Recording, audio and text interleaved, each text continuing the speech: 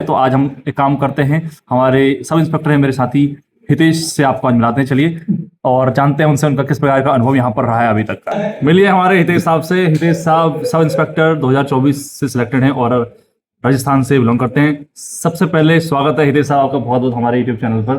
Thank you Rohit भाई। नमस्कार दोस्तों सभी को। हितेश साहब बहुत अच्छा बोलते हैं, इनके अंदर कला पूरी है बोलने की भी, तो मैंने इसलिए सोचा कि ना क्यों ना अपने चैनल पर लेके आया जाए। हाल ही में अभी एनटीपीसी का रिजल्ट आया है, आरआरबी एनटीपीसी का। जी। सर थोड़ा उसके बारे में बताइए पहले अपना। हाल ही में मैंने लास्ट ईयर आरआरबी एनटीपीसी का एग्जाम दिया था, जिसमें मेरा भी सिलेक्शन गुड्स ट्रेन मैनेजर में हुआ है लेवल 5 की पोस्ट पे। But as per I decided कि मैं अभी एनटीपीसी ज्वाइन नहीं करने वाला हूँ।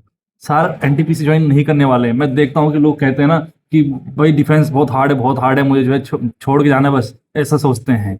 लेकिन ये सामने आपके साक्षात उदाहरण है, एग्जाम्पल हैं, जो कि एनटीपीसी के थ्रू गुड्स मैनेजर ना ट्रेन गुड्स मैनेजर में सिलेक्टेड हैं, लेकिन फिर यहीं रहने का इरादा इनका है। अच्छा, आपको कभी ऐसा नहीं लगता कि यार डिफेंस का जो नौकरी थोड़ा हार्ड हो रहा है, मुझे जो है सिविल की तरफ जाना चाहिए? नहीं, डिफेंस की नौकरी में अगर आप मेंटली सोच के चलोगे कि हार्ड है तो हार्ड लगेगा आपको, बट अगर एंजॉय के पर्पज से करोगे, आपकी मेरे को एडवेंचर करना है, लाइफ में कुछ नया करना है, रोज समथिंग न्यू चाहिए मेरे को, तो डिफेंस की नौकरी में खूब मजा है। कई लोग मुझे बोलते हैं कि रोहित भाई आप तो जो है सीआरपीएफ का प्रमोशन कर रहे हैं। उन्हें लगता है कि मैं जो है झूठ चीजें नहीं बता रहा हूँ कि रोहित भाई आप तो जो है भ्रम में डालने लोगों को। कल ये कमेंट आया था, क्या ऐसा है क्या? नहीं, कोई भ्रम में नहीं है, सब कुछ नॉर्मल, सब इजी है, ऐसा प्रमोशन कुछ नहीं है। सीआरपीएफ भी एज इक्वल आर्मी के बराबर सेम फोर्स है, अगर आप करना चाहे तो सब कुछ बढ़िया है इसके अंदर। एक बात आपको बता दूं, हितेश साहब हैं, इनके फादर जो अभी आर्मी में, इंडियन आर्मी में सुबेदार मेजर के पद पर है। हाँ, एसएम्स हैं इनके फादर, पूरा फैमिली बैकग्राउंड इनका डिफेंस का है, तो इस वजह से भी मुझे लगता है आपका जो दिल है वो थोड़ा मजबूत है हितेश साहब। हाँ, क्योंकि बचपन से ही अगर मैं डिफेंस बैकग्राउंड में रहा हूँ तो लगता है कि धीरे धीरे मेरे को हैबिट भी उसी की पड़ जाएगी। इन फ्यूचर भी डिफेंस बैकग्राउंड ज्यादा मोस्ट सूटेबल लगता है देन सिविल। तो मैंने वही कहा था, हर आदमी का अपना अपना मानसिकता है, हर आदमी का बैकग्राउंड, हर आदमी का जो जिस जगह से वो निकल के आया, उठ के आया है, वो मैटर करता है कि आपको नौकरी अच्छी लगती है नहीं लगती है सीआरपीएफ की या कोई सी भी डिफेंस फोर्सेस की क्यों ना हो। आप घर पर आप आराम से बैठे हैं, मम्मी ने आपको बना के दिए हैं फुलके गर्मा गर्म हमेशा लाइफ टाइम में, तो आपको यहाँ पर कष्ट तो ट्रेनिंग में होना है ही। ऊपर से लोग बोलते हैं कि फैमिली से दूर रहना पड़ेगा, घर से दूर रहना पड़ेगा, बच्चों से, बीवी से दूर रहना पड़ेगा। इसके बारे में आपका क्या कहना है?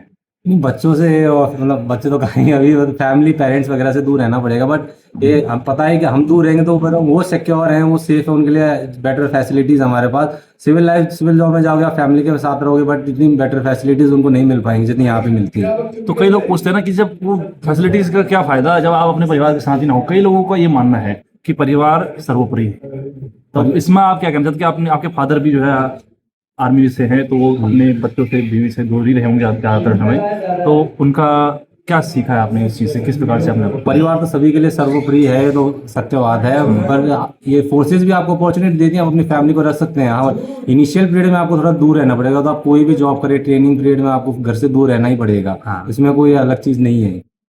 तो ये था, देखा आपने क्या कहा साहब ने, काफी ज्यादा मोटिवेटेड हमेशा रहते हैं। आपको लगता है कि रोहित भाई हमेशा मोटिवेटेड रहता है, लेकिन यहाँ हमसे भी ज्यादा मोटिवेटेड बहुत लोग पड़े हैं जो कि सिविल एग्जाम क्रैक भी कर चुके हैं, स्टिल चूज कर रहे हैं कि सीआरपीएफ में रहना। ठीक है, सीआरपीएफ आपको बहुत कुछ देता है, बहुत कुछ, ठीक है, और वो शायद आप शुरू में रियलाइज ना कर पाए, लेकिन समय के साथ साथ आप उस चीज को महसूस कर पाएंगे इस पद में रहने पर। जब मैं आया था शुरू में सर, तो मुझे भी बहुत ही ऑड लग रहा था, मेरा ही मन कर रहा था कि यहाँ से जो है निकल जाए, भग जाए इस प्रकार से, क्योंकि मैं तो कांस्टेबल से भर्ती हुआ, तो थोड़ा मेरा ट्रेनिंग तो इससे भी ज्यादा हार्ड थी, टफ था, इससे ज्यादा मैंने टफेस्ट सिचुएशन जो है वो फेस किए हुए हैं, तो ये चीज है।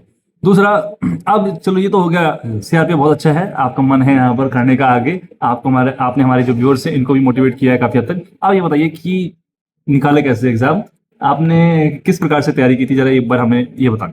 तैयारी की मैंने बेसिकली पहले तो एनालाइज किया, कुछ पीवाईक्यूज दिए थे मैंने पहले। पीवाईक्यू से आपको बेसिक पता चल जाता है कि आपका सिलेबस क्या है, मेजॉरिटी ऑफ द क्वेश्चन किस पोर्शन से आने वाले हैं आपके। उस एनालिसिस के बेसिस पे फिर आप धीरे धीरे वो प्रेप करते हो। एक्चुअली में 80% of the question 20% of the topic से आते हैं, आपको पता होना चाहिए। अगर रैंडमली आप पूरा टॉपिक सब सारे टॉपिक्स पढ़ोगे तो नेसेसरी नहीं है कि आपका पेपर क्लियर हो। पहले एनालाइज करो, मॉक्स दो, पता चलेगा, उसके बाद उसके हिसाब से आप अपना प्रेपरेशन स्टार्ट करते हैं कि हाँ ये मेन इंपॉर्टेंट टॉपिक है, इससे ज्यादा क्वेश्चन बन रहे हैं, ये मुझे पढ़ना है, और ये मेरे वीक टॉपिक है, ये स्ट्रॉन्ग टॉपिक है। ये आपका कौन सा अटेम्प्ट था सीपीयू का? ये फर्स्ट था मेरा, फर्स्ट अटेम्प्ट था। उससे पहले सीजीएल आपने दिया? सीजीएल दिया था मैंने। सीजीएल का क्या? सीजीएल में मेंस रह गया था, इस बार मेंस दे नहीं पाया क्योंकि ज्वाइनिंग हो गई थी, एनओसी थी नहीं मेरे पास। सीएचएसएल में मैं मेरिट आउट हो चुका था, और ये एनटीपीसी का भी फर्स्ट ही था और इसमें मेरा गुड्स ट्रेड मैनेजर में हुआ। अच्छा, आप कब से जो है गवर्नमेंट एग्जाम्स की तैयारी में उतरे हैं? मैं एक्चुअली रियलिटी में 2023 मिड से स्टार्ट किया था मैंने गवर्नमेंट की प्रेप करना, जैसे मेरा ग्रेजुएशन कंप्लीट हुई थी उसके बाद से। मतलब मैं सीआरपीएफ में आ चुका था, साहब ने उसके बाद तैयारी शुरू की है ना, तो वही कह सकते हैं। हाँ, लगभग देखो, तो हर लगभग। किसी का अलग अपना अपना बैकग्राउंड है, अपना अपना फाइनेंशियल और फैमिली कंडीशंस होती हैं। तो मेरी फैमिली कंडीशंस इस प्रकार से थी कि मेरी फाइनेंशियल कंडीशन कुछ इस प्रकार से थी कि भाई मुझे जो है एक कांस्टेबल के तौर पर भी ज्वाइन करना मुझको जरा मजबूरी में करना पड़ा, जो भी कह सकते हैं, ठीक है। और सर जो है डायरेक्ट सब इंस्पेक्टर से भर्ती है, तो मैं कहूँगा जो सब इंस्पेक्टर से भर्ती हो रहे हैं उनके लिए तो बहुत ही बढ़िया है काफी हद तक। हाँ बढ़िया है, बहुत बढ़िया अपॉर्चुनिटी है, आपको ज्वाइन करना डायरेक्ट चाहिए। आप 2 स्टार से भर्ती हो रहे हैं तो इससे बेहतर आपको और क्या ही मिलेगा, मैं कहता हूँ फोर्सेज में। बाकी अगर आप कांस्टेबल भी हैं तो भाई अपनी फैमिली कंडीशंस को देखते हुए सब कुछ करना पड़ता है, ठीक है। तो ये चीज था। आपका टोटल स्कोर कितना था सीपीयू में ओवरऑल? ओवरऑल में 310। 310 इनका स्कोर था। आपने तैयारी कहाँ से करी थी? तैयारी मैंने सेल्फ ही की थी, मैंने कहीं से नहीं की थी। सेल्फ से ही तैयारी की थी। और जैसे कि आप देख रहे हैं एनटीपीसी का सिलेबस में और इसका सिलेबस में थोड़ा अंतर आपको लगा, क्योंकि वहाँ इंग्लिश नहीं आता, यहाँ पर इंग्लिश आता है। तो किस प्रकार से आपने इन दोनों सब्जेक्ट्स को मैनेज किया? इतना मतलब मेजॉरिटी ऑफ द डिफरेंस नहीं है कि इंग्लिश सब्जेक्ट का डिफरेंस हो जाता है, और एनटीपीसी में मेन स्टैटिक जीके थोड़ी ज़्यादा पूछने लग जाते हैं as compare to the SSC. SSC में करंट अफेयर्स और नॉर्मल जीके थोड़ी ज़्यादा आती है। ओके। और जीके के लिए अगर हम तैयारी करें तो कहाँ से करें, किस चीज़ से हमें पढ़ना चाहिए, कहाँ से जीके पढ़ना चाहिए? जीके के लिए अगर आपको बेसिक प्रेप करनी है तो बुक्स तो कई सारे हैं, आपको मिल जाएंगी, पिनाकल मिल जाएगी। तो बुक बता रहे थे आप, बुक कंटिन्यू कीजिए। बुक्स तो आपको बहुत मिल जाएंगे, एसएससी की पिनाकल मिल जाएगी, किरण मिल जाएगी, लक्ष्मीकांत मिल जाएगी, ऐसे बहुत हैं। हाँ। बट बेसिकली अगर आपको करना है तो अगर कोर्सेज ऑनलाइन, तो मैंने यूजुअली परमास्टर की कुछ वीडियोस देखी थी यूट्यूब पे। ओके। और उसके अलावा बुक्स तो मैंने कोई रैंडमली पढ़ी नहीं, उनसे ही नोट्स बनाए। और जितने मैं मॉक्स देता था, मॉक्स को एनालाइज करता था, जो टॉपिक वीक थे उसको एक बार सर्च करके उसको प्रॉपर्ली प्रिपेयर करता था और उसी को बार बार रिवाइज करता था, क्योंकि रिवीजन ज़्यादा इंपॉर्टेंट है। आप कोर्स कितनी बार कर लो, पर अगर आपने रिवाइज नहीं किया तो कुछ फायदा नहीं है उस बिल्कुल चीज़ सही का। कहा सर, बिल्कुल सही कहा आपने।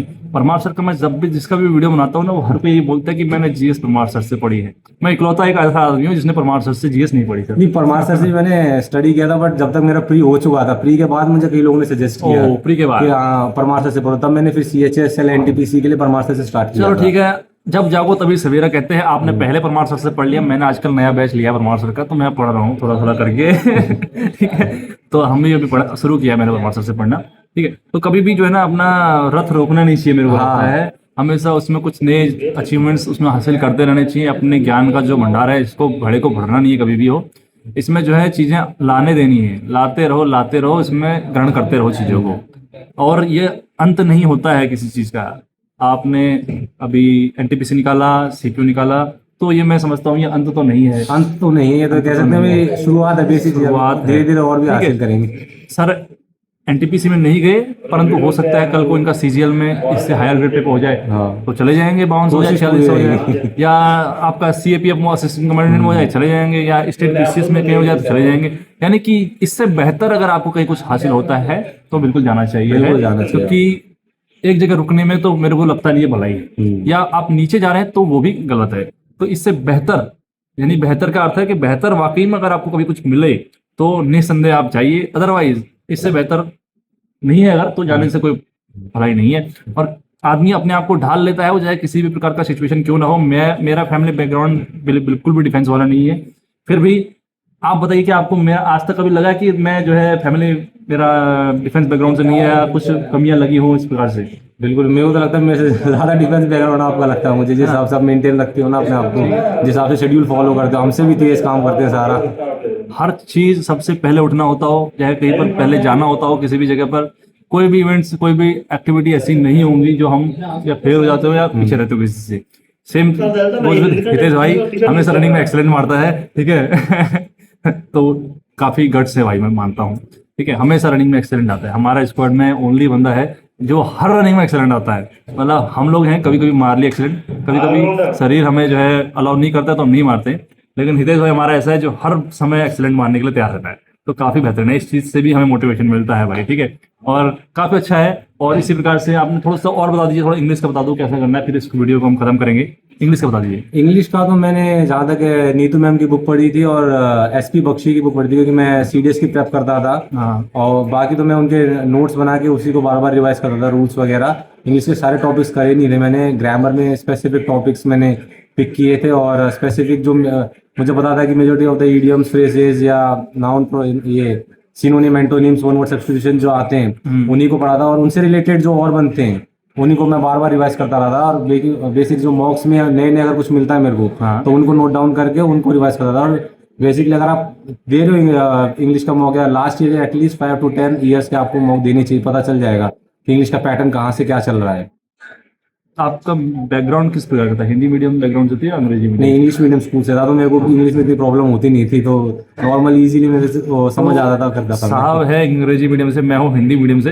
तो हिंदी मीडियम वालों का क्वेश्चन आ रहा था कि कैसे हिंदी से हम कैसे करें, तो आपके लिए अलग से बाद में वीडियो बनाऊंगा, ठीक है। अभी फिलहाल इतना समय नहीं है, ज़्यादा समय हो रहा है, वीडियो ज़्यादा लंबी हो जाएगी। मैं हितेश साहब को इसलिए लेके आया था कि थोड़ा सा आप लोग जो है मोटिवेटेड रहे हैं सर से, ठीक है। कई लोगों को मैं देखता हूँ ना कि वो सोचते हैं यार बस कुछ भी मिल जाए, बस यहाँ से बाहर निकलना है, ठीक है, इतना वो परेशान हो जाते हैं। ये तो ज़्यादा कुछ हार्ड नहीं है, हार्ड है क्या ट्रेनिंग? इतना हार्ड नहीं है। वो तो मेंटली अगर आप सोच रहे हो ये इतना हार्ड होगा, ये होगा, तो मैं इससे पहले मैं कांस्टेबल का ट्रेनिंग किया हूँ, उसके बाद मैंने पीआई ट्रेनिंग किया है, उसके बाद मैंने आरएफ के अंडर में ट्रेनिंग किया, उसके बाद मैंने कमांडो कोर्स किया था 2 महीने का, और उसके बाद मैं अभी वापस ट्रेनिंग आया हूँ। इतना मैंने सर्विस नहीं किया जितना मैं ट्रेनिंग कर चुका हूँ, ठीक है। तो ट्रेनिंग ऐसा बहुत हार्ड नहीं होता है, ऐसा दिमाग का खेल होता है, जैसे सर ने ऑलरेडी बताया आप सभी को, ठीक है। तो ट्रेनिंग से डरना मत करो। और अगर ट्रेनिंग से डर रहे हो तो तुम किस प्रकार के मर्द हो, मेरे को समझ में नहीं आता साहब जी ने। सही बात है। क्या आदमी है फिर, जब ट्रेनिंग से डर गए तो फिर क्या आप आदमी हो, बताओ। अरे फिटनेस बन रही है, मैं कि वो पैसा मिल रहा है सब कुछ मिल रहा है आपको, सब सब मिल रहा कुछ करवा रहे हैं, ऊपर से पैसा और दे रहे हैं आपको, उसमें क्या यानी कि लोग पैसा खर्च करते हैं, ठीक है, जिम में जिम जाके ट्रेनर रखते हैं, ट्रेनर को अलग से पैसा देते हैं, यहाँ आपको फिर खिला भी रहे हैं, और ऐसा खाना आपको कोई भी खिला नहीं सकता इंडिया हाँ। में, ठीक है। तो फिलहाल इतना ही था भाई, आप मोटिवेट हो ना हो मेरे से उसको कोई मतलब नहीं है, मैंने इतना बताना था बता दिया है। इससे ज्यादा मैं मोटिवेट तो मैं नहीं कर सकता हूँ, ठीक है। और फिर भी किसी को लगता है कि मैं भाई प्रमोशन कर रहा हूँ किसी का, तो चैनल को सीधा अनसब्सक्राइब कर देना और अगर अच्छी लगी हो तो वीडियो को लाइक कर देना, कमेंट कर देना और सब्सक्राइब करके चले जाना। आपके लिए इसी प्रकार से वीडियोस में लाता रहूंगा हितेश आपके साथ। तो फिर मिलेंगे, तब तक के लिए बाय बाय, टेक केयर, जय श्री राम, जय हिंद। एक बार बाय, जय श्री राम भाई। जय श्री राम, जय श्री